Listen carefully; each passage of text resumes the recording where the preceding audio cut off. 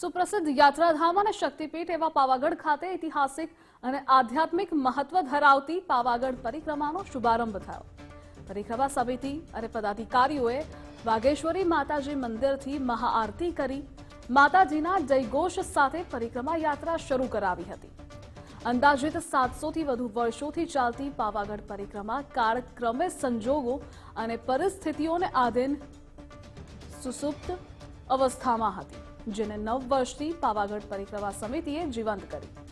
રામજી મંદિરના મહંત, હાલોલ ધારાસભ્ય જયદ્રથસિંહ પરમાર સહિત અગ્રણીઓ અને પરિક્રમા સમિતિના સભ્યોની ઉપસ્થિતિમાં મહાઆરતી સાથે પરિક્રમાનો પ્રારંભ કરાવવામાં આવ્યો છે।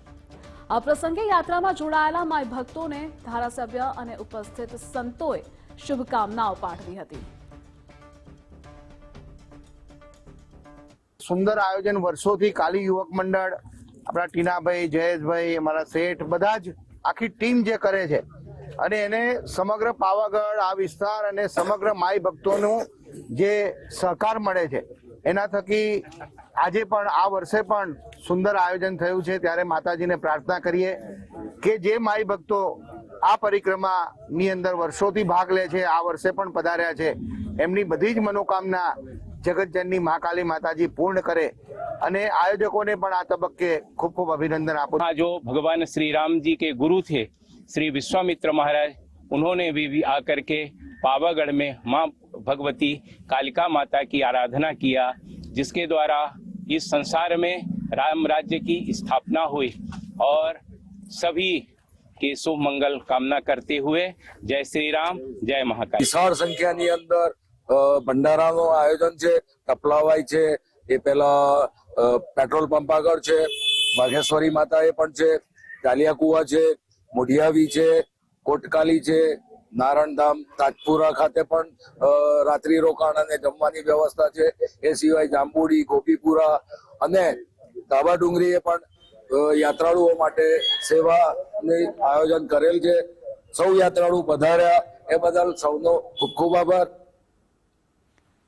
ઉલ્લેખનીય છે કે 44 કિલોમીટરની આ પરિક્રમા કરવાથી અશ્વમેઘ યજ્ઞનું પુણ્ય પ્રાપ્ત થતું હોવાનું કહેવાય છે। પરિક્રમા યાત્રા રૂટ પર ઠેર ઠેર ભંડારાનું આયોજન કરાયું હતું। પોલીસ અને તંત્ર દ્વારા સુચારુ આયોજન કરાયું છે। તો પુરાણોમાં કરાયેલા ઉલ્લેખ મુજબ અંદાજિત 2200 વર્ષ અગાઉ વિશ્વામિત્ર ઋષિએ દેવી શક્તિની ઉપાસના કરી પાવાગઢની પરિક્રમા કરી હતી। પરિક્રમા કરવાથી અશ્વમેઘ યજ્ઞ કરવા જેટલું ફળ પ્રાપ્ત થતું હોવાનું માનવામાં આવે છે। ભક્તો જણાવે છે કે પરિક્રમા કરવાથી તેઓની એનર્જીમાં વધારો થવા સાથે વર્ષ દરમિયાન નિરોગી રહેવાય છે, જેથી સૌએ પરિક્રમા જરૂર કરવી જોઈએ। પરિવાર સાથે બધા બાળકોને લઈ આવ્યા અને આ પરિક્રમા કરવાથી અશ્વમેધ યજ્ઞનું પુણ્ય મળે છે એવું મેં સાંભળ્યું છે। અને અહીંયા આગળ ઠેર ઠેર વ્યવસ્થિત બી જમવાની અને નાસ્તાની સરસ છે અને બહુ મજા આવે છે પરિક્રમા કરવાની। ચોથું વર્ષ છે અહીંયા અને અમને બહુ જ મજા આવે છે। એમાં ચાલવાથી અમને એટલી એનર્જી આવે છે કે અમને કશી ખબર જ નથી પડતી પરિક્રમા ક્યારે પતી જાય છે, શું થાય છે। અમને એટલી માતાજીની એનર્જી આપે છે કે સારા કર્મ કર્યા હોય તો આવા આપણાથી પરિક્રમા થાય। અને આ પરિક્રમા વડોદરાથી અમે આવીએ છીએ બધા, લગભગ અમે 450 ભક્તો છે।